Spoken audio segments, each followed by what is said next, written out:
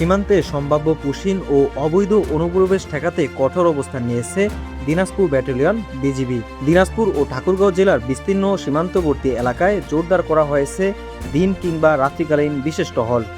সম্প্রতি ভারতের বিভিন্ন গণমাধ্যমে কথিত অবৈধ নাগরিকদের বাংলাদেশে পুশিনের খবর প্রকাশের পর সীমান্তবর্তী এলাকার মানুষের মধ্যে এক ধরনের উদ্বেগ তৈরি হয়। দেশের সার্বভৌমত্ব রক্ষা ও স্থানীয়দের নিরাপত্তা নিশ্চিত করতে তাৎক্ষণিকভাবে মাঠে নামে বিজিবি। গোয়েন্দা নজরদারি বাড়ানোর পাশাপাশি চিহ্নিত ঝুঁকিপূর্ণ পয়েন্ট ও নদীপথগুলোতে বিজিবির উপস্থিতি আরও জোরদার করা হয়েছে। তবে এবারের মূল আকর্ষণ হচ্ছে সীমান্ত সুরক্ষায় বিজিবির সাথে রয়েছে সাধারণ মানুষও।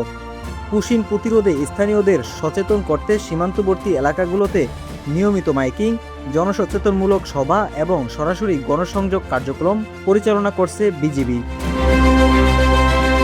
বিজিবির এই কঠোর নজরদারি এবং জনগণের সম্পৃক্ততা সীমান্ত সুরক্ষাকে আরও এক ধাপ এগিয়ে নিয়ে যাবে বলে মনে করছেন সংশ্লিষ্টরা। Desk report, channel city.